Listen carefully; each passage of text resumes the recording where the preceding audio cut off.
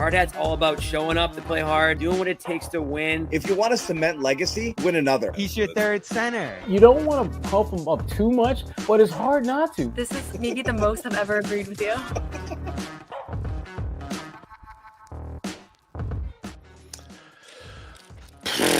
What's going on, guys? Garden Report coming at you. 2:44 a.m.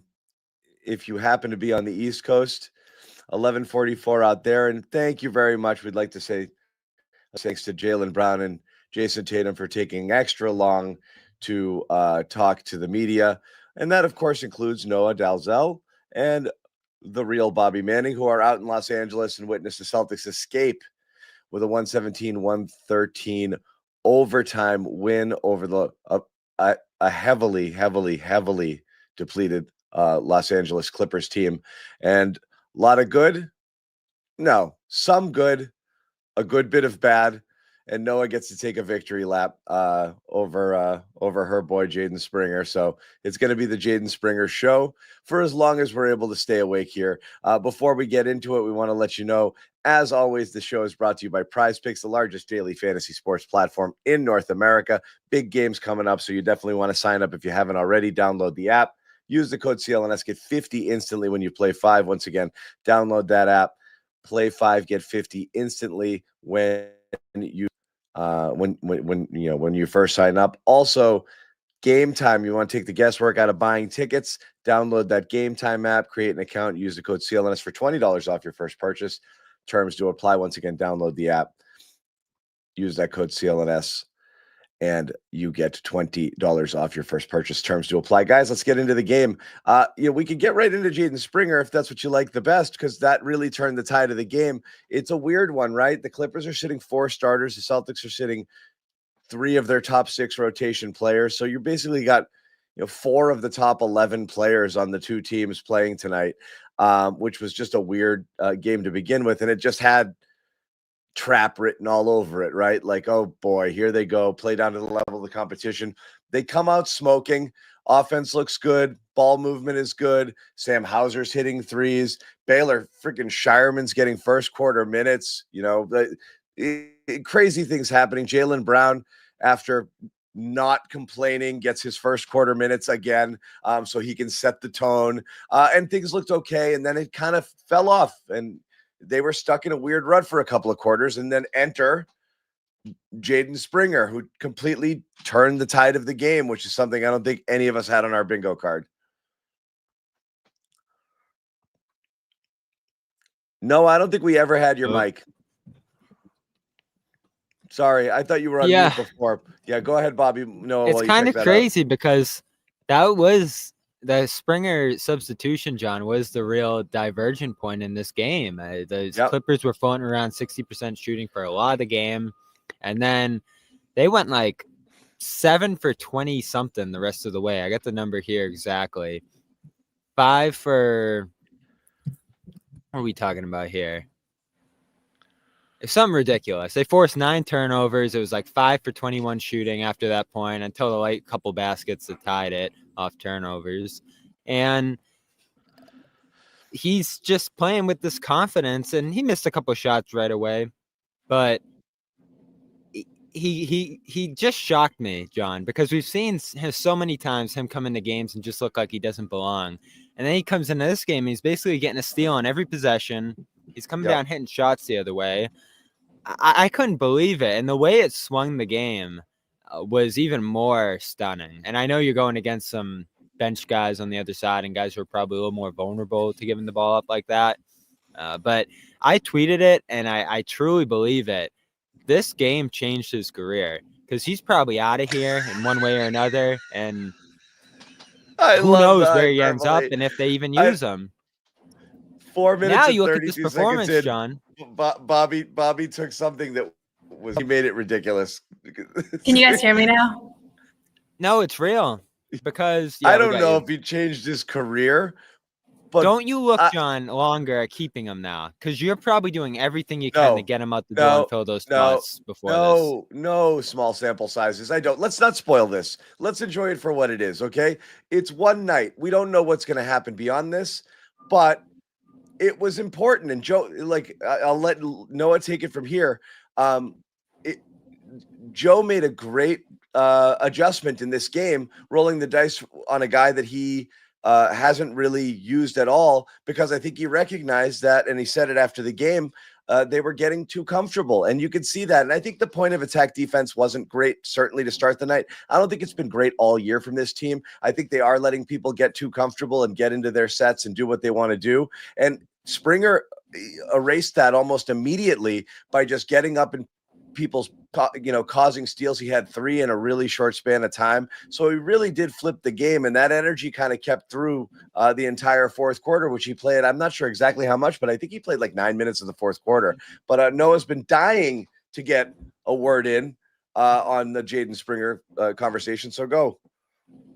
I have been dying because I think this is honestly what makes the NBA great. I know a lot of people are like, why would you care about a random January game with a team that's missing all the key players? And this is what makes it awesome, because a guy like Jaden Springer has not played in pretty much since he got to Boston. He has not really played meaningful minutes. He's gotten a couple of very limited opportunities.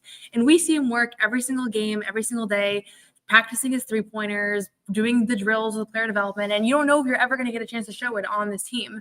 And I didn't think it was going to be tonight. He sure as hell couldn't have known it was going to be tonight, because nothing about tonight's situation was that unique, considering there's been other games. And Joe never tells anybody.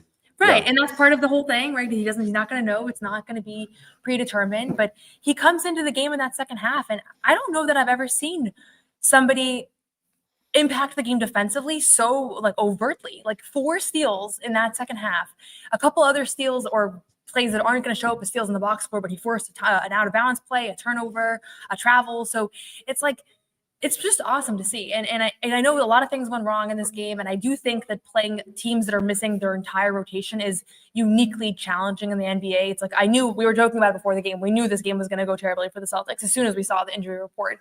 But the fact that somebody like him is going to be able to impact the game, I really do think that he has a future in the NBA. I know he has his limitations, but we saw him in Summer League. We've seen him. He was the Finals MVP in the G League, so he can score at lower levels. The question is, how does it translate? But clearly he has a gift, and that gift is worth giving him a chance. That's why he keeps getting chances in the NBA. And I hope that this translates into something a little bit more substantial for him, whether it's here or elsewhere, because it's really inspiring to watch. You don't see a lot of guys that have that skill set. That's my point, that's John. the thing. Not that he's going to become a staple here, but you probably keep him now that you saw something. And if he goes elsewhere after this, he's probably just salary dumped. They probably don't use him either. And who knows? He's out of the league at that point, possibly. You saw that you can use him for something here, John. That's all I'm saying. It's not very. It's not something. I'm not saying he's about to become their 6th man. I'm saying he's probably going to stay here because he can do something for you. I know you're going to make me say negative things, and I don't want to. What I'm saying is, I think Joe Mazzulla knows full well that Jaden Springer can do this. It's just whatever other limitations he has, or his inability really to score at this level, or to be any factor at all on offense, limits how much you can play him in a game. If you've got your full lineup in here, you're still probably not using him, because you'll just play Holiday and White and just ask him to amp it up a little. Not going to be the minutes there, especially with Pritchard playing as much as he's playing in that backcourt. But tonight it was what else are we going to do? We got to try something. So you really needed to be down several guys to get that deep down the bench to give him an opportunity, and he made the most of it. In terms of whether he can translate to anything else down the road, I don't know, but it's a nice tool to have in the shed. If you say, like, all right, I just need somebody to go in there, mix it up, and give me a little defensive energy, maybe he can get a spurt or two later on. I just don't know that it can translate to anything beyond tonight, and I wouldn't necessarily get our hopes up. But perhaps somebody else sees this, and we know how this went, and the chat's already on this right now, is Springer was supposedly the guy you were thinking about moving. Does this open the eyes? Does the one performance open some people's eyes and maybe make him more tradable or something? See, that's possibly. That's where I'm pumping the brakes. I don't think this is fooling anyone into him being anything from. Well, then I don't think it's going to fool Joe Mazzulla, who sees him every day. That's all I'm saying. Is I think they know what they have in him. Again, yeah. I think he turned from a guy that you're trying like hell to get rid of, as the reporting went before the season, to a guy that you're like, all right, he's 22. Let's keep him around. You probably keep him on a minimum after this year. I don't think that's it, Bobby. I think you've got two guards who are like elite defensively already. So Springer doesn't have much of a role here, especially when your third guard coming in off the bench is an offensive-minded player. Where you needed help was potentially at the wing spot. So it wasn't that they were trying like hell to get off of Springer. I think when Brad brought him in here, he liked a lot of the stuff that he could potentially bring. Right. And he was young, and he was, and he was raw, and he hadn't really gotten a chance. So he showed some of it tonight. But I'll ask you, Noah, like, can this translate to more? Is there a role on a fully healthy Celtics team? Is there a role for him going forward? Yeah, I mean, I just want to say, like, I understand that obviously we haven't seen him play all year, and there's reasons for that. So nothing, he could have gone for 30 tonight, and it shouldn't make us think, oh my God, this is the next great thing, because it's just one game, right? I always want to keep everything in perspective. That being said, for what it was, and I know we know that he has a defensive skill set. That's what he's known for. It's why he's in the NBA. It was more impressive than I would have even expected, because it's one thing to be known as a ball hawk. It's another thing to come into a game where the defense has been pretty abysmal and to force 6 turnovers in 8 minutes. That's pretty insane. Like, it's really like, it's like we watched a guy hit 10 threes or more. Like I know everybody's saying like, oh, he had 8 points, whatever. It wasn't about that. It's really rare to actually be able to take a guy who has the hot hand and completely force him out of rhythm. And he talked about it post-game about how all of a sudden they weren't calling plays for Kevin Porter Jr., right? So I'll keep it as what it is. It was a masterful defensive performance, which should get the come off the bench and scored 40 tonight. Seriously, I really do think that it's the same level of impressive. It's still 40? just one game. Would I love to see him? Sure, why not? If we're going to value defense, I mean, forcing that many. Yes. Yeah, I was running a lot of victory. I was name searching Jaden Springer on my Twitter hard tonight. My point though is I would love to see him get multiple opportunities against guys that are actually getting real substantial minutes in the NBA, because right before he got to Boston, he had a game where he shut down Luka, and he had a great game against Steph Curry. And those were the few games that preceded the trade to from Philadelphia, and everybody was super excited about him. So I want to see him get more of an opportunity, just because he's been sitting there, he's been working hard, and why not? You can afford to give him a chance. And tonight they gave him a chance and it paid off. And I think that if you gave him multiple chances, you might be surprised. Well, I'm all for it. I have no agenda. Anything that helps or anything that works is great. And I don't think anybody should feel secure in their role, as we've already seen, whether it be, Holiday being sat down the stretch for Peyton Pritchard because that's the hotter and they liked what they saw from him later, or if they don't like the defense that they're getting from these guys and they're trying to protect the lead and they say, you go, get out there and do your thing. I'm fine for that. I'm fine with that. Again, we've talked about bench roles before, Bobby, and like what they do. And I quibble about this over this all the time, where everybody can't be a complete player. If they were, they'd be making $30 million a year and starting somewhere. So if you're going to have somebody, I like them to be specialists in some way. Either you have somebody who comes in who's a dead-eye shooter or instant offense, or in this case, a lockdown defensive specialist. That's good. I'd rather somebody with one elite skill set who's pretty average to below average at everything else than somebody who's just meh at everything. And that's a cool thing that Springer brings to the table, which is great. Another cool thing was how happy everybody was for him. You have this of Luke Cornett tackling him, the post-game interview, guys coming by. So there were some good vibes here, which the Celtics need, because Jason was really excited for him. Everyone's really excited, and even the wins that they've had have felt like slogs recently. Not, last game notwithstanding. But what happened, Noah? Are you all right? Yeah, just the lights turned off in here. Let me see if I can. Okay. While Noah's figuring out our light situation, we will hear from Jaden Springer here. To hit that three-pointer in overtime, and just in general to be trusted to take those threes. I mean, that was big, man. Shout out to JT. Saw me to rock in that corner, man. Knocked it down. What did Harden say to you? It looked like Harden said something to you on that field. What did he say? He be talking. That's my dog, man. We play together in Philly. He just talking. Did it feel that much sweeter to hit it in front of him? For sure.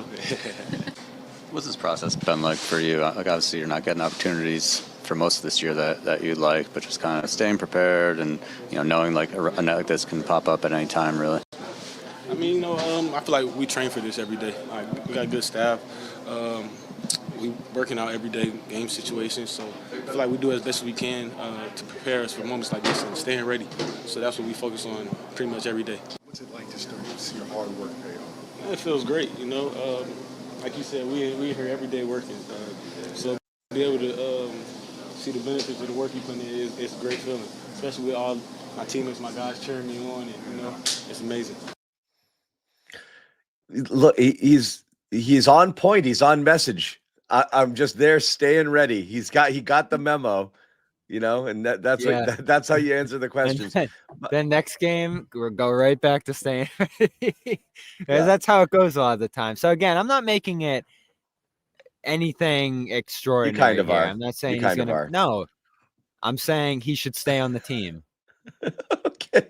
Is that too bold? Why can't it be extraordinary, but also we don't know what it means, It can still be extraordinary. If you didn't feel that way 4 hours ago, I don't think you should feel that way now. That's all I'm saying. Like, it could be, there could be even more in store. There could be nothing in store. I just don't think you can call it.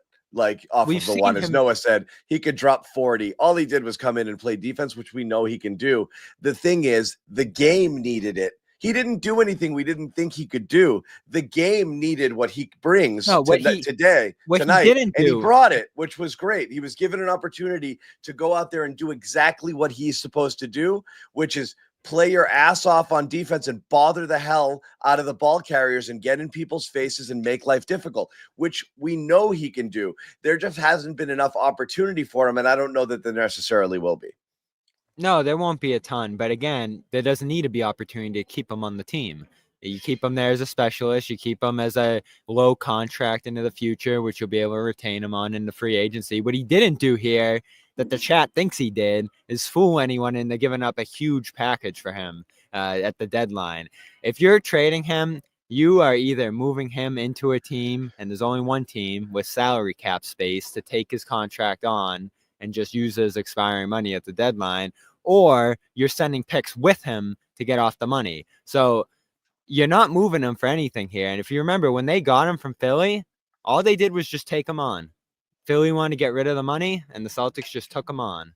And there might have been some picks changing hands there that didn't really mean much, but you're not getting anything for him, so you might as well keep him, because I don't think they need 2 roster spots at the deadline here. And honestly, the more I think about it, John, they don't need a ton. I think they have what they need. You're okay now? You feel okay? You feel okay with this team? I felt like they needed a wing. But again, is he going to play? Is that wing going to play? Is he even going to have a role? Because again, you think back to Tillman last year, and it was like, oh, here's a guy that can play for you. And it really didn't end up being the case. So, again, they should be looking. If there's a guy out there that they can get that doesn't cost much of anything, you have a roster spot, you might as well fill it. But I don't think they need a ton here. I don't know whether they need a ton. I just think everybody on their current team needs to play better. That's the key. Definitely. That's the key to success. And so we should get into the crunch what time you bring stuff, in here. Yeah, not what you bring in here. So there's more about this game we want to talk about. There's also the ongoing issue of Jaylen Brown and what's going on in his mind and what's going on with his body. He was a little banged up after the game, and now talking about multiple rolls of his ankles and getting treatment and lots of different things here, which isn't great. But we'll get into Jaylen a little bit, because I think he continues to having story on this team right now. But before we do that, we're going to hear, is this it, Ahmed? NFC Garden Report? Yeah, I think so. We're going to hear about one of our sponsors, and that is, he's telling me yes or no. I think it is. We're going to hear from PrizePicks. The Garden Report is brought to you by PrizePicks, the best place to get real money sports action with over 10 million members and billions of dollars in awarded winning. PrizePicks has made daily fantasy sports accessible to all. Pick more or less on at least 2 players for a shot to win up to 1,000 times your cash. And you know what's coming. That's right. The big game is almost here, and it's now or never. Don't miss out on the last football game of the season with PrizePicks. PrizePicks is also going to be giving away a free pick for the big game, where one of the starting quarterbacks will only need to throw for 1 yard to win. If you're correct on at least one more stat projection, you can win real cash. For the NFC Championship coming up right now, Jaden Daniels only needs 1 passing yard for you to win 1 square. That's 1 passing yard for Jaden Daniels. I think he's going to get it. PrizePicks also offers weekly promotions that can lead to big payouts like Taco Tuesday. Each Tuesday, PrizePicks discounts select player projections up to 25% to provide even more value for your lineups. Picks is the best way to win real money this football season. Which players are going off, which ones aren't. Make your picks in less than 60 seconds and turn your sports opinions into real money all season long on PrizePicks. So go ahead, download the app today, use the code CLNS to get $50 instantly after you play your first $5 lineup. Once again, download the PrizePicks app, code CLNS, get $50 instantly after you play your first $5 lineup. PrizePicks, run your game. Run your game, Bobby. Jaden Daniels. I really, really, really want to see Jaden in the Super Bowl instead of Philly. I think that's boring as hell. Never happened. I think all of America wants to see Redskins. I like the Commanders. I do. Redskins. I said Redskins. Jeez, I just got to get it out of my head. Commanders. I think the Commanders and the Bills are the clear favorites nationwide. So hopefully they. I missed they watching get it done. football game. That was the best. I do not want to see Chiefs. I do not want to see the Chiefs and the Eagles. That's boring. Anyway, other thoughts on today's game? Among them, what the hell are they doing in crunch time? We're going to get to crunch time as well. I will say we're going to give a little hat tip to Nimi. And Bobby put this out here, but he had a good game today. What's interesting is that one of the more interesting stats of the night is Luke Cornett finished a team high plus 18 in 30 minutes. Keita, who seemed to be more impressive in terms of what he was doing, was a minus 11. He was outstanding. Hit a clutch bucket late when the Celtics were trying to blow another lead in overtime and he had. You know what he displayed really, really, really good hands down low in his catches and his ability to turn around to get shots off quickly with touch around the basket. And that lefty finish there in overtime was huge. But he was pretty impactful. I mean, you have to say, again, you're going to look at the counting stats and you're going to see Brown and Tatum and even Derek White all in the 20s and leading them and looking like, well, the three starters are the ones who led them. And that's not the case. The bench is what saved their asses tonight. And, while Springer gets the gold star, I don't think Keita's too far behind. Yeah, he turned it around later. I feel like early wasn't the best minutes, but they needed someone to do something tonight, and he gave them that. I don't think either of the centers played amazing in this game, especially going against a team that started Mo Bamba and then went away from centers for much of this game. Defensively, I don't know if it was the centers, but they were getting cooked for, again, almost the entire game up until the Springer minutes started there late in the third. So I think it was the perimeter D. I think they were just letting people get in there. Them getting cooked is the reason Springer played, because they couldn't keep those guys out of the paint. The point of attack defense was terrible all night. It was, Noah? yeah. Yeah, I was going to say, the other thing that stood out to me with this one is just, we've been worried about Sam Hauser, and, he had some rhythm last game, finished with 11 points, hit 3 threes, which was more than he's hit in a while, and just carried that right over into tonight, hit his first 3. I was 4 of 5 at one point. I don't remember what he finished with. 5 of 7, I finished believe. 5 of 7, yeah. So that's great to just see, he's so important to what they're going to do. He's had some opportunities this year where he just hasn't been able to find a good rhythm. I'm a big believer that the more shot attempts that he gets, the better the ball movement is. I asked him about that at shoot around today, and he said it's not just me, but like it is when there's better ball movement, like it showcases what all of us can do. Like almost like when the ball's not moving, it almost looks like the bench isn't that good, and then when the ball's moving, you can kind of see that. But that was just one little thing. I think he needs to get into a good groove here, and if he can find that now for the next couple weeks, that really helps his team. So small thing. It was mostly in the beginning of the game, but it really was good to see. And they were they gotta get that bench going again. And obviously Hauser and Pritchard are the big parts of that. And Pritchard, it's kind of crazy how much it's declined from like 20 points every night that he was going on there for about a month now.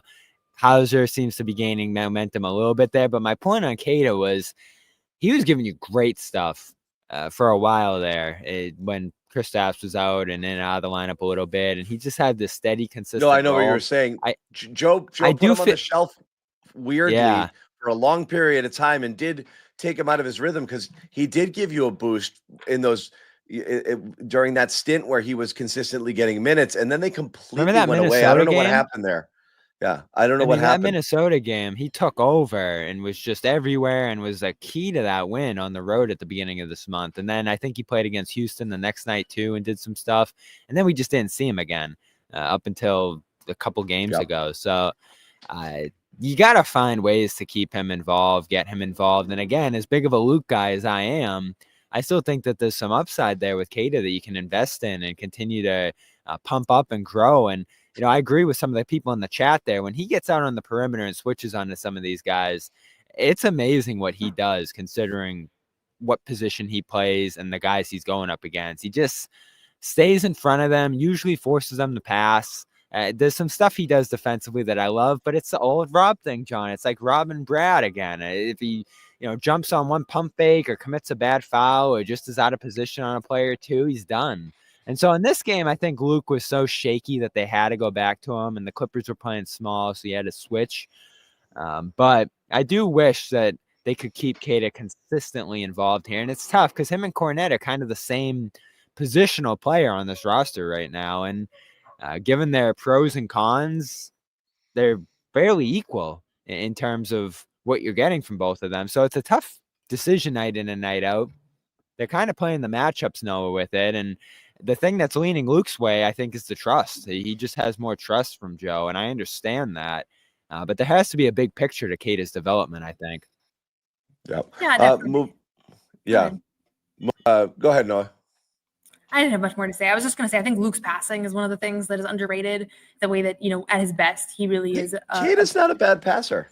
And I was just going to say, passer. and I think of late, I've noticed that Keita is actually not a bad passer. And he clinched the game. I know, he wasn't the story, but he did hit that reverse layup that kind of clinched that one. Lefty up and under. Yeah. With the way things have been going in late game moments for the Celtics, that game was not over until he hit that layup. Like, that was a huge play. So credit to him for being ready. Yeah, I say again, sometimes he drifts, sometimes he gets a little out of position defensively, bites a little bit. Outside of that, I like a lot of what I see because he is coordinated. He can get out on switches. He does have really good hands. He gets the ball out of his hands really quickly on passes too, and he has a pretty deft touch around the rim. So it's not just kind of high flying stuff. There's again, lots of Rob elements in his game, not nearly as the level. It's very Rob light. But the conversation continues to be the same, which is about trust, which is when he's lost in space, everyone and Joe sees it. I think his brain explodes. Like, can't have it. Got to get him out of there. And so you see that a lot. On the Hauser point, I wanted to go back to that what Noah was talking about. It wasn't just the threes. They were very Hauser-y threes, right? Those like really great, quick, like catch and shoot. Like barely even touch the net. Just they looked so true. And it's just when he's in those grooves, you're shocked when he misses, but he's been so inconsistent and so cold this year. I just wasn't ready for it. And then you just see it and I'm like, that's right. He's supposed to hit all of these. Every good look, you expect him to go down there. So getting him back healthy and in rhythm, I think is huge, for these guys. So again, he started, but I'm kind of lumping him in with the bench people who all they all did their jobs, I think, Pritchard might have come out gunning a little bit too heavy with the 30-footers in the first half there and trying to go one-on-one against some bigger defenders. Had a difficult time getting his shot off sometimes. Got a little too dribbly. I think when he came in the game, he was like, they need me. Here I go. Got all crazy. And it was a little bit too much. Which is fair, considering how much it has worked this season. So he's going to have to... Yeah, he was like, shoot first and learn time. Here I go. And it was like, okay, just relax, dude. There's 4 other people out there. It turned into, some schoolyard stuff, but he pulled it together. Hauser, who started, I'm still lumping him on the bench stuff. Obviously Springer and Keita, who we talked about as well. Let's get to that late game stuff. And we're going to transition a little bit into Jaylen. You guys outright, because if I say it first, everyone's going to yell at me, but did Jaylen Brown have a good game, a bad game, a mixed game? Bad game in the end. think it was a good game until the final minutes, and then he made some really terrible decisions. So I do think he played well throughout the game, but that's gonna, nobody's gonna remember that when really the last few and plays again, were so costly. you're looking at Atlanta Hawks vibes here with this, the way this goes down. But I mean, let's just break it down. It's a minute 3 left in the game. Clippers have the ball. They score. So now you're up 4. Brown misses a 12-footer. And that's that. They get a stop coming down, and then Brown gets it back, an offensive foul the next time through, and then gets trapped in the corner and throws a terrible pass that ends up with a transition layup going the other way with about 4 seconds left, and that's what sent the game to overtime. I mean, almost kind of a single-handed solo meltdown that negates everything, because he did come out hard charging early. He made some nice passes as well, so he did good things, and then all of that happened, and I'm not going to say completely negates all of it, but again, like Noah said, that's what you're going to remember. Yeah, Noah and I disagreed on the first thing, the timeout, because they try to get a timeout on the first turnover, and they couldn't get it. Wait, what do we disagree about, though? Whether they should have given it or not. It's you don't think they should have given it? No, because when you're it always happens on like a jump ball, John, right? Where like they're freaking out, they're trying to call timeout, they're already tangled up in a jump ball. The refs are trying to see that, and they're calling timeout. And you don't get it in because the refs don't hear it, John. And maybe you think if you're Joe that they should hear it, but like the play's already gone sideways. So he's trapped there in the corner. You can't throw the ball in the corner. I forget whose fault that was, that the ball Joe even called the ended up timeout there. before that pass was thrown, Bobby. That was like But they didn't hear it. Fine, but it was still the most egregious missed timeout call you can possibly see in the NBA. So what I'm saying is they have to execute and not have to rely on that timeout. And then the fact that they did it again. And then they did it again, John. They had a game winner opportunity, and Tatum absorbed a double in the wing, and he just throws a grenade to White, and White gets blocked. So I don't know what's going on there with the late game execution, but this month they're -8 net rating. They've had 3 games that they probably should have blown, and they got lucky in the Pelicans one, obviously, there. Giving up 123 per 100 in those spots. And they've been on the year a decent clutch team, but we're seeing just a couple situational things. And the 5-second thing against New Orleans was weird. The Atlanta stuff was just awful. And this stuff probably put them in a position where they deserve to lose a game, especially because they almost melted down at the end of overtime too. Just with managing the game and the pace. And there's one moment late in overtime. Why are they passing the ball into the corner so much? I don't know. Forget the timeout stuff. What are you passing the ball in the corner for? You're getting doubled there, and you have a third defender with the sideline. It's a disaster. Like, what are you doing there in the half court, passing the ball into the corner and getting stuck? Like, come on, guys, play smarter basketball. That stuff is just infuriating. Jalen's got to move the ball, though. No, I feel like he's just got to get it out of there before the double comes. Yeah, this has been a little bit of a team-wide epidemic these past few weeks, where they're really, like, we were talking about this in press row, but like you don't really see NBA teams get this frazzled by traps and presses. And I will say to Joe brought it up post game. He said that this year teams have been doing this a lot more than just fouling. Like there has been more of an emphasis on going for the steal. And I've noticed it watching League Pass. Like there have been a lot of teams where I'm like, am I watching college or high school basketball, or am I watching the NBA? So it is a little perplexing why all of a sudden teams are struggling with this, but certainly I think the Celtics are going to have to go back and figure this out, because it's not just one game, and it's not just Jalen, and it's not just Derek, and it's really been a combination of things. Also, I'm not sure what they were running. Like they found, Derek found Jalen in the corner, but I'm like, they called the time, Joe got his timeout and they came back in, and it's like, I'm not sure exactly what the play is that they were going for, but I think if there's a point of emphasis from these last few close games, it's they're going to have to figure out something different on the press break, whether it's personnel or where they set up or like, I never thought I'd be saying this about the Celtics, but the press break needs to be a big part of practice whenever they have practice next. And it's different stuff every time, John. Obviously, the Derek stuff was weird, and he tried to call a timeout in his play in that Pelicans game and couldn't get it in. The Atlanta game, you're throwing the ball around when you probably should just be taking a foul. So it's like situational stuff. And I know Joe said that there's not a lot of practice time or a chance to simulate, particularly the physicality in those moments. But you should be on the same page about what you want to do. And the weird thing for that Atlanta game was that Joe didn't really give an answer on what Drew should have done there. It was just like, oh, you could do one thing or you could do the other, and you're always going to say the other thing if it doesn't work. And it's like, why don't you just have a philosophy about what you should do in that moment?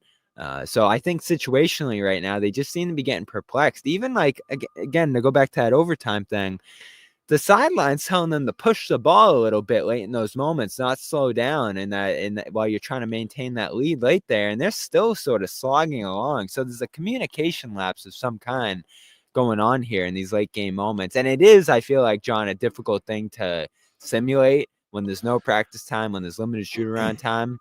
But it's something they have to take a look at right now. Because I don't think Holiday is a matter of practice or philosophy. I think simply just situational awareness. And when he catches the ball under the basket, he might be thinking 2 dribbles, a kick out to another player, and they swing it over somewhere else, and it's over. Like, we've run out the clock. Like, let's just kill it, or let's whittle it down to a second, and it's over. So he's just in clock killing mode, not realizing actually, if I hit the layup, it's better off than what's going to happen because the person I'm passing to is going to get fouled 1 second later. I'm not really killing that much clock. So he just didn't think about it. And then he completely fell asleep thinking they were up 3 rather than up 2 when he fouls on that next possession. So I just don't think he knew the situation. I don't think that was they're not practicing that enough. A guy who's normally extremely dependable, who is one of the smarter players on the floor, just had multiple brain cramps at the worst time imaginable there. So that's what happened. But yeah, I mean, urgency, playing a little bit quicker, not allowing yourself to get trapped, recognizing that you've got out of your hands quickly, not dribble. Certainly don't pass into the corner. Try not to dribble into the corner. Those are just basketball things, that you just should know not to do. And they're not executing it well. So they're kind of fumbling the ball here late. We're going to talk a little bit more, Jalen, because I didn't get a chance to last game, and obviously I want to discuss some of it because I did want your take on it. But first off, we're going to hear from another one of our sponsors real quick, and we'll be right back to talk about Jalen's comment from the other night. And let's hear from Game Time here. This episode is also powered by Game Time, the best place to get tickets to the games, events, and concerts you want to see. Take the guesswork out of buying tickets with Game Time. Game Time is filled with terrific features like all-in pricing, so you know exactly how much you're paying. No surprise fees at checkout. You also get panoramic views from your seats in the app, so you know exactly what you'll be looking at before you buy. Plus a lowest price guarantee, or Game Time will credit you 110% of the difference. Download the Game Time app, create an account, and use code CLNS for $20 off your first purchase. Terms do apply. Once again, download that Game Time app, create an account, use code CLNS for $20 off your first purchase. Terms do apply. What time is it? It's game time.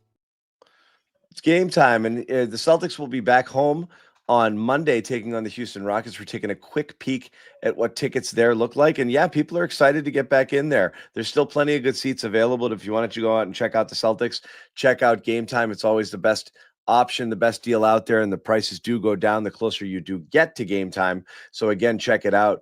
You can get in there for as little as $64 right now, which is pretty good, or some really, really good seats in the 200s as well. So again, you're interested in checking out Celtics or anything that's coming to your town, concert, comedy show, Game Time is the place for you. It's not just about sports. It's literally anything you want to get into. Check out Game Time, download the app, code CLNS, $20 off your first purchase. Guys, anything left over from this game before I go back? Go ahead. I'm just wondering. I want to leave it all. I don't want to leave anything on the table. No, I mean, again, everyone was on the Clippers. You knew that's a letdown opportunity, but you're also missing 3 guys yourself. So I'll give them a pass on this one. I didn't love it. I didn't think it was them at their best, but they got it done. And that's all you're asking from them, especially on the front end of a back-to-back. And they'll have some reinforcements coming in tomorrow, which will be a tough one, obviously. They did play with fire sitting all 3 of those guys, though, right? Like, you think that was, I mean, obviously, it was the right move. Because everyone's out on the Clippers. What's with this? Let's anymore, huh? They just don't do that. No, I think Porzingis wasn't on their injury report originally, and then I think once you see everyone's out on the Clippers, you're like, all right, let's get them both out here, so you have them both tomorrow. So I actually like that move by then. Yeah. Okay. Noah, And I leftovers on think this honestly, game? I'll just say I'm seeing this question a bunch in the chat about why the bigs are guarding the 3-point line more of late. Yeah. I just want to acknowledge it because this person's really trying to get this through, but Really I actually, trying. Yeah, I'll just say I actually was thinking the same thing today, and the result it didn't come up post game with Joe, but I actually have been wondering that because I've noticed the same. So not an answer, but I do resonate with the question, and I was thinking the same thing. Especially today, I felt like I don't know if it's a miscommunication, but I'm like, why is Luke a foot above the 3-point line right now, guarding a guard where he's not going to survive? And they're not just getting caught on switches. I don't know. So that's the thing. I'll go back and rewatch this game, and maybe next show I'll have a better answer. But I felt like a couple times today was a little overdone. I don't think some of the. I think the Celtics in general have not been doing a good job getting through some screens, and I do think that those guys are getting stuck out there. So I don't know if it's by design. I think it's just happening, and they're being drawn out. But yeah, maybe another look. Yeah, sometimes they'll do a little matchup zone too, where guys will move between the front and back line. I think I saw that in a couple plays tonight too. They've been doing that more often lately. But yeah, sometimes it's stuck. Sometimes they're switching, trying to cut off the 3-point line, and you got to be able to do that, especially if you're Kada. That's what they rely on him for. So when he's out there, he's going to be switching. Okay, so I'll ask you guys, and again, let's first play Jaylen from tonight. We talked about it, the late game execution. Here's him talking about kind of what went down late. How do you kind of become more poised and better in the fourth quarter, and had some blunders in the last couple of games? Just how do you kind of improve that? Take accountability. Look at the film and stuff like that, and just learn from our experiences. We had some turnovers late in the fourth quarter. It was, I guess some different coverages kind of the Clippers was throwing at us, but they did a good job of trapping us in the corners and stuff, and they made the game closer than it probably should have been. But we just gotta be better. Jaylen, how have you and the group try to manage the grind of this season as well as absorbing everyone's best shot after coming off the championship? It's a mental challenge, but it's a physical one too. Just trying to be available each and every night. Through the physicality, through injuries and stuff like that, and just try to put your best foot forward. But it's a challenge, and we just got to continue to choose to meet that challenge every day. Very quickly, I want to ask you, because I'm tired of the best shot narrative. I've been tired of it all year. Other than the question. I understand, but we keep hearing it. Enough. It was hard. I used to hate it too. Because the other team played hard. And I was hoping they wouldn't play hard, but they did because they wanted to beat us. No shit. You know what I love? Tatum I get it. Goes, last year they were historically good. You think teams weren't getting up for the Celtics last year too? I know they're the champs, but come on. No, we've heard it in past seasons from them. They've been a top 2 or 3 team in the league for 6 years. Everyone knows when the Celtics are coming to town, you got to be what do you think? They're playing 3% harder because they won the title last year, 1%. Enough. I'm so tired of that narrative. Well, with that, we're losing because the other teams are playing us hard because they want to beat us. No, you know what Tatum says? The worst version of it is what Tatum says, where he goes, "Oh, they don't play like that against everybody else." I'm gonna disagree. They get this question every day. They get this question every day. So no, but they'll bring it up too, Noah. They do it on their own too. Tatum has also brought up multiple times that he feels like he's been getting the team's best shots for a while now, for years now. So I've actually heard him. It's victim mentality. I also will say, I asked Steph Curry in Golden State. I asked him about what do people not understand about defending a title that players understand, and he was like, people literally spent all summer trying to figure out how to beat you, and they come out every single night with ready to execute that. So, but to John's point, why do you guys know better than that? Because no team spends an entire offseason game planning how to beat a team they're going to play twice. It's just not true. I'm sorry, it's not. You get a little bit more amped up because it's a rival. And you've all played sports. You're playing the crosstown rival. You get a little bit more jumped up. Like, oh, it's Brookline Newton North. We really want to beat them. Like, You didn't have to go there. you get a little bit more hyped. But come on, like this is all sports all the time. You have rivalries, teams that you have bad blood with. You get it up a little bit. Like there's no way a team is sitting there game planning. They got 82 games, but 2 are against Boston, and let me spend my whole offseason how am I going to beat those guys? Like, yeah, they want to beat them, but it's not worth mentioning over and over and over again. I'm going to go with all of the defending champs that have said that, though. Like, I don't think they're all lying. Yeah, because they all suffer from championship malaise and hangovers the next year. And it's a very convenient excuse of like why we're not playing as well because teams aren't repeating. It's like, well, everyone's gunning for us. Oh, okay. Like, and the fact that they would say it in years past. Don't win it. Don't bother. It's okay. You guys get a pass because everyone's playing hard this year. Okay. You guys don't have to excuse win them not playing well, but I do think it's context that's like valuable.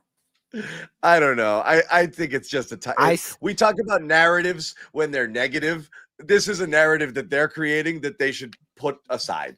I'm tired of this narrative. That's all. That's all. And again, he was asked about it directly there, but I've heard it too many times this year for sure. Yeah. It's like I said, it's a bit of excuse making. Just do your thing. The other thing is, again, so something's not right with Jaylen, hasn't been. And again, everyone feels like now it's back to normal because Joe capitulated, recognized that Brown was not loving his new role, which looks a lot like the old role, except he's not shooting as well. But his substitution patterns were different. And Brown the other day talked about it to you guys in the locker room. Was it Golden State? Following the Golden State game. Here's that from the other night. Play a little deeper in the first quarter. I know there's been an adjustment for you this year, those rotations. I feel like it helped a little bit, mixing those up a little bit. Yeah. I mean, yeah, you could say that. I feel like I'm usually the one that set the tone for the team. So sometimes not being out there when we kind of have a sluggish start. I feel like at different times in my career, that's been me to help negate that. But different year, things get switching up, and things get switched up, and you just got to be all right with that. I don't really complain or anything. I just try to come out and be the best version of myself.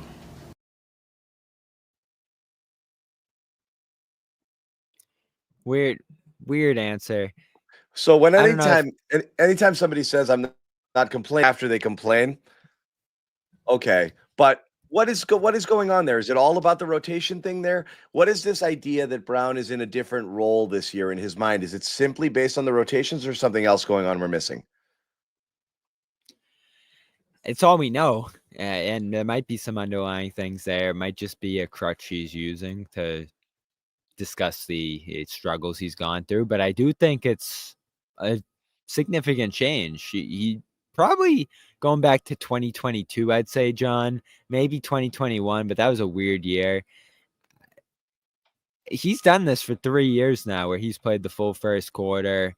He's gotten to have the shots. We all know his patented outbursts early in games that made him among the leading first quarter scorers in the league. And, just knowing Jaylen and his process and all that, he is super a creature of habit. Like he probably leaned on that routine of playing the full first. And this wasn't something, John, that they planned going into the year or that they had big outlines for or communication about going in. Remember the first game Tatum had against the Knicks where he just went nuts? They just played him the full first quarter there because he was rolling, which is the right move. And then they just kept doing that, and it kept working for Tatum, but it wasn't working for Brown, and Brown just had to figure it out.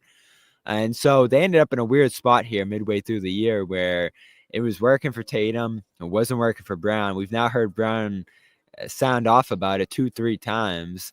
And whether it's part of the starting lineup struggles or Brown struggles, they changed it to address something there. And I feel like we've seen a mixed bag of results from it so far. It's a little awkward that they're just staggering those guys to get them each 9 minutes in the first But- quarter, and it looks like that's what they're going to do going forward. But I think it's real. Yeah. Well, Noah, what are your thoughts? Because again, I understand maybe Jaylen felt that he wasn't, he was in a different rhythm because of what he was used to, but Celtics were actually among the better scoring first quarter teams, I think, in the league this year. So it wasn't bad, what was happening, but in Jaylen's mind, it was, maybe for him.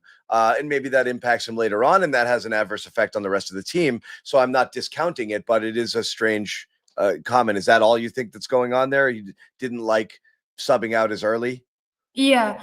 So here's what I'll say. I do think that there's a certain element of this rotation thing being a bigger deal in his mind than it probably actually is and probably should be. I also think that his words get scrutinized in a way that I don't know. I don't follow their sports, but it seems so extreme the way that his words get torn apart. Come And on, Noah. what do you mean? Come on. He I said told you what this he about- said, and he said it 3 times.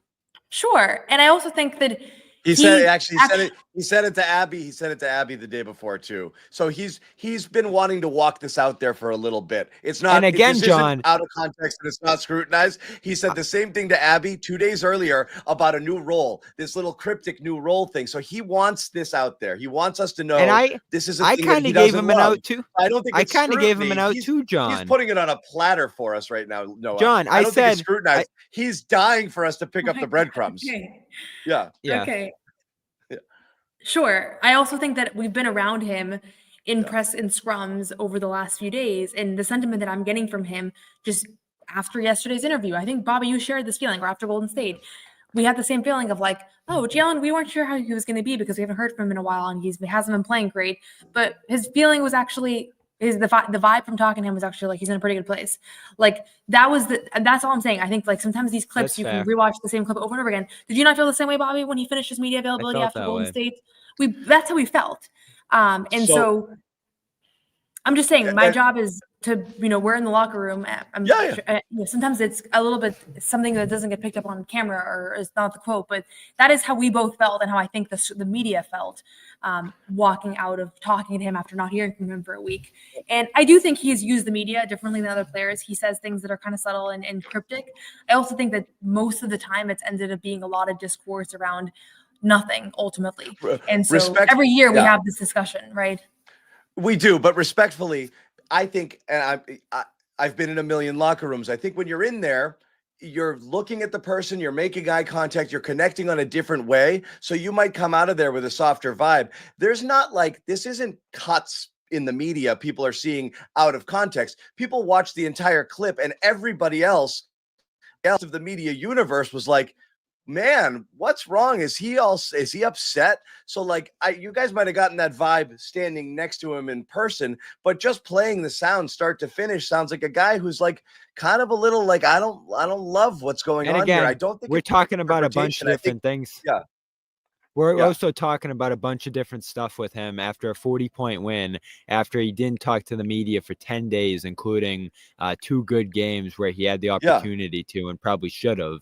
So I think that is something you have to mention there as well, along with the fact that I gave him an out, John. I said, did the new rotations work? He had a good game. So that was my feeling about it is, all right, there's a new rotation. It's working well for you, right? And he said, I guess you could say that. And then went on to list the same complaint that he's had a couple of times this year while saying, I'm not one to complain there. So that has to be more to whatever's going on here. That's what I'm wondering is you guys are in there. Rotation. I don't know. This is all we know.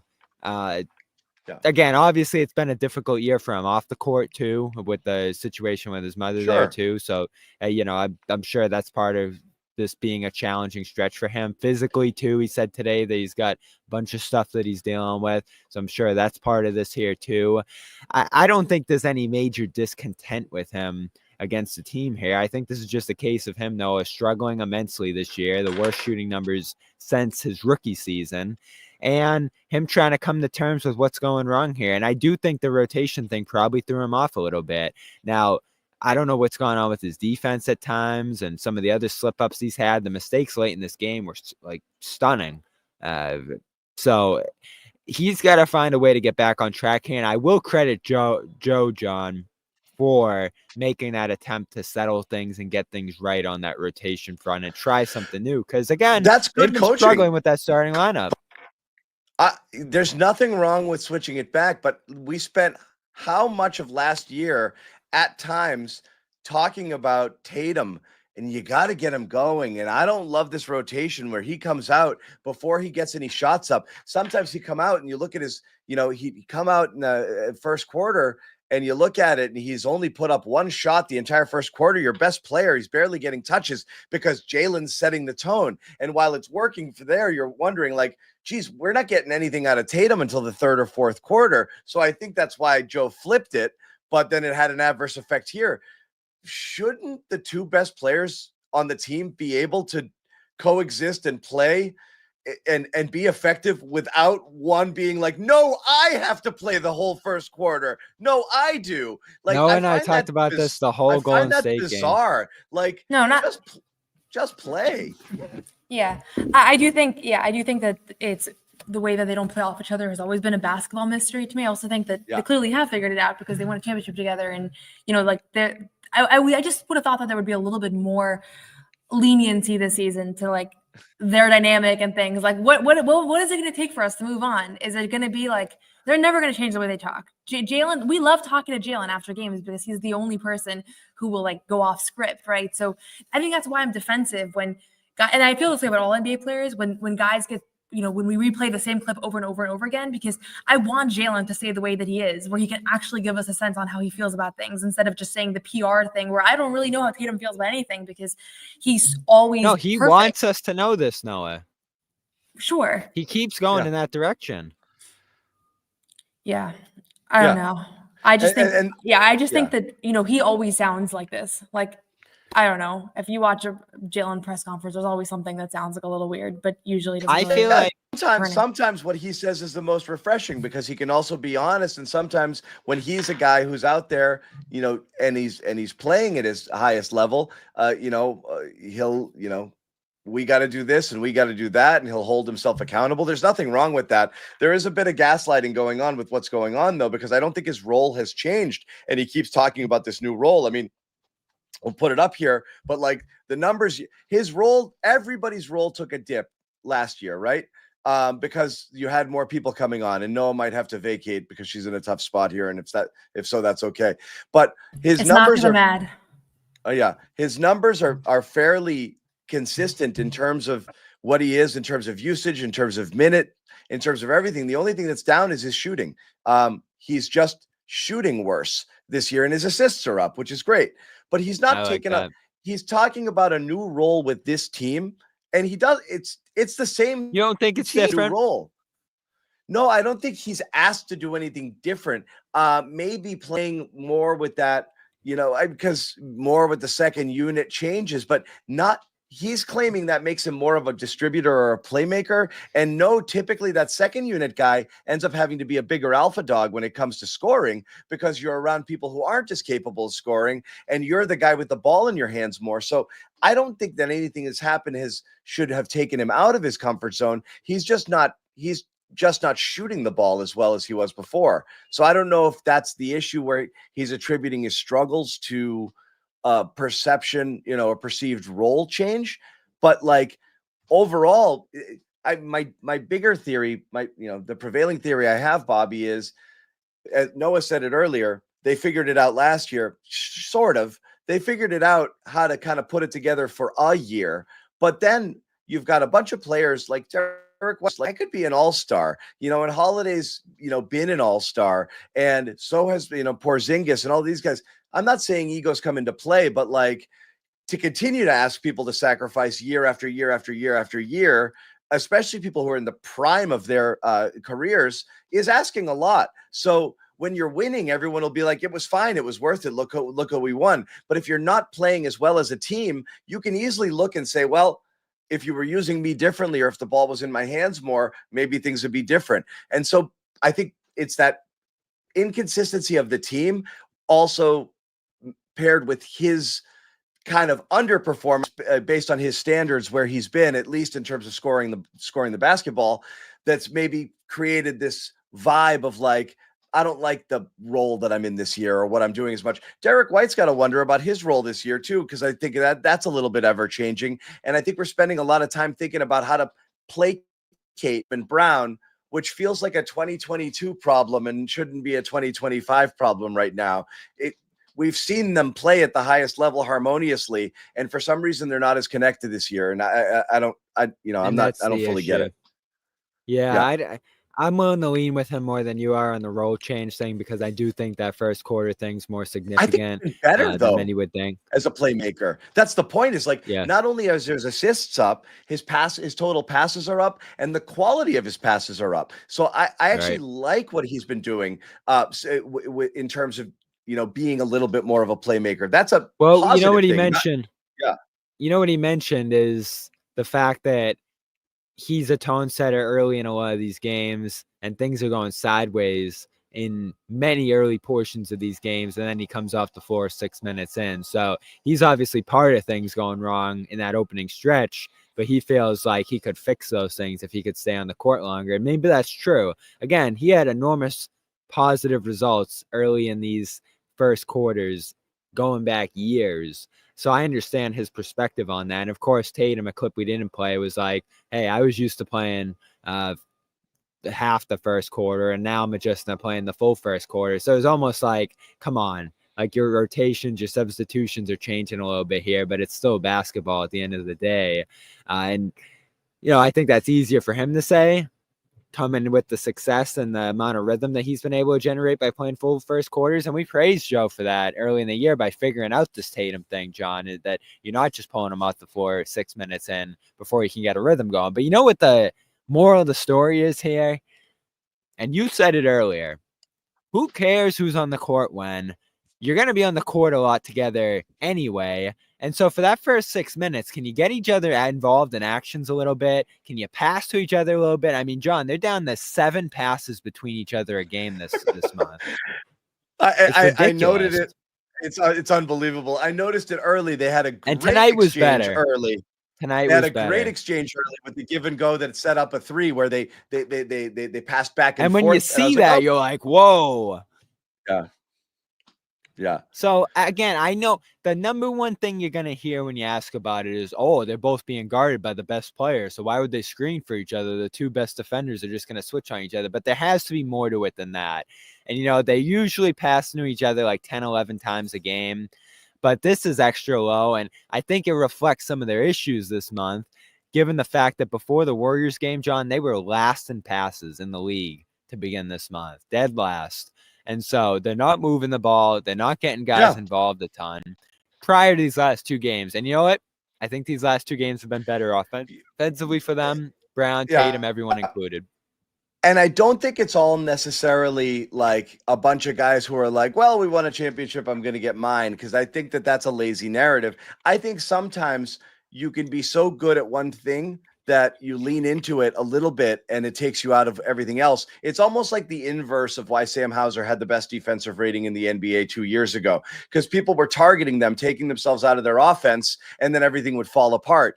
I think because the Celtics can create mismatches so freely that they're constantly hunting them, that it ends up just leaving the ball in somebody's hands and they're doing their own thing, and it's taking people out of their game and they're not moving the ball as well. You see when the ball moves how much more efficient the offense is. They just have to keep reminding themselves to get back to it. But then also they're like, oh my God, I just want to get a switch onto Curry and let my guy go to work here. And that's part of it too, right? And their that's eyes are this big. Yeah. And they do that a lot. Yeah. Like that's their bread and butter. And sometimes fatal flaw. And I also to be an ISO heavy. Yeah. And I don't actually care if he is grumpy about it and the fixes it, because everyone's different. I don't think athletes in all sports should be super worried about their roles. I think, baseball players are particularly pitchers, very nitpicky about it. Like, I need to know if I'm going in the 7th or 8th. Just go throw strikes, dude. But there's other people who do it. You don't have it in football as much. You're running in and off the field, and when it's your turn, you just Jalen's get patted on the ass about and sent his out routine. there. So he's got a routine. So everyone's a little different. If it fixes it, fine. That's great. You don't want to do it at the expense of something else, but if it fixes it, fixes the starting lineup issues, gets him back into rhythm. I don't think any of the when he's playing explains why he's walking around on defense or standing when there's a rebound to be grabbed. He's still having lapses at all times. And he had several tonight as well, where it's just like the overhelping or the not, or the just standing there and pointing to somebody instead of moving out and extending to a shooter or thinking that there was going to be a switch, not fighting through a screen. Like he's not, and there's the inconsistent effort and the bad habits are creeping in with these guys a little bit more than you want to see at times. And Joe's mentioned that sometimes the offense affects the defense, and maybe he's the prime example of that. We've said it about Tatum a bunch, but maybe it is.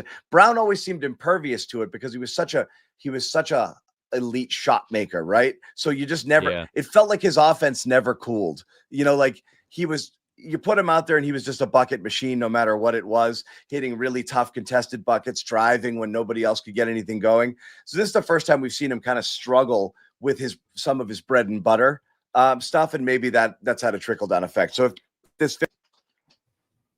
and I like him moving closer to the rim the last couple of games here, posting up, attacking some smaller sometimes guys. It's just unfair cheat code. A couple of these, he just barrels his way to the basket, and he's not having a great year from three, so why not take 2, 3, 4 threes a game instead of 7 if you're him, and move closer in and catch the ball around the basket and make some plays in there. So I think he has the right approach these last handful of games to get his efficiency back on track. He takes tough shots. Sometimes for him and Brown, or for him and Tatum, the biggest things I want to see is them make the game easier for those guys. And you mentioned the play at the start, the 2-man game they ran there, and some of the looks that they got both of each other early in this game were great.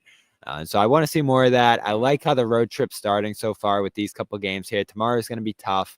Looks like the Lakers going to be fully loaded as I look ahead here. And, they're going to bring it for that game too. They're going to get the Lakers' best shot, John. So I hope they're ready for it. Yeah, it's good because, again, you'll be rested. Tatum and Brown are impervious. They don't necessarily need their rest. They can play back-to-backs and they're fine. But you're going to get KP and Drew and Horford all coming in rested, which is which is good. That's good. It should be good. But yeah, so fine. Like I said, you want to see more consistency. If Joe's unlocked it with his new rotation thing, I know, Bobby, you wrote about it. You can check that out on CLNSmedia.com. If you don't follow us already, you should, both on Twitter, Blue Sky. We're a lot more active there as well now. And also subscribe to our YouTube channel and give us a like. We like that. And, turn on your notifications. You'll be notified when we go live.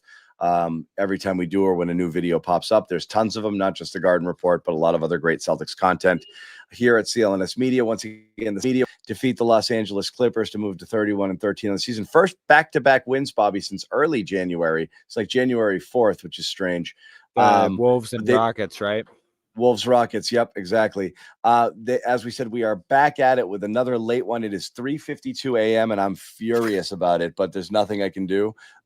So at least you get to go to sleep and wake up in the same city and go cover a game tomorrow. Luckily, you're not on the road for it. In a different arena. Very cool arena. The arena experience was awesome. The crowd was bad and mostly Celtics here. But if this thing works out and they can fill this place out and get a real fan base, I think they got the right idea going. And I walked up the wall before the game, and it was a challenge. That whole thing was pretty cool up there. And then you get up to the top and see the view. We're going to have a video coming. I took a lot of video inside and around the arena, so check that out tomorrow. Tony, you were at this game? Yeah. Send us a picture of you with a hard hat, please. Shout out to Robbie too, with the Navy. Guy with the Navy says he's a big fan of us, so appreciate him saying hello today here as well. A lot of Celtics fans in the building as always. Yeah, totally. Thank you guys for hanging out, and we do appreciate it. 4 a.m. John, damn. I know the Garden Report doesn't sleep. And we're doing this. Sorry we made you wait for it. I couldn't get anybody to start the show with me, and these guys were hanging out doing their work, talking to those guys after the game. So we had a late start. We appreciate those of you who stayed up with us, which was great. thank you for the chat, for being active and having a good time and keeping us honest throughout. And let me find our little outro situation. We will say goodbye, and we will see you back here later tonight, tomorrow, I guess, whatever. Take care. No one's sneaking a vegan brownie by me, I'll tell you that. Okay, you know what, John? We're going to do it. You have to feel that way too, Bobby. I have to feel that way. Let's Yeah. slide Al over and make Luke your first center. Bobby, we gave you Luke hour early. We're not going to end this on a damn conversation about Luke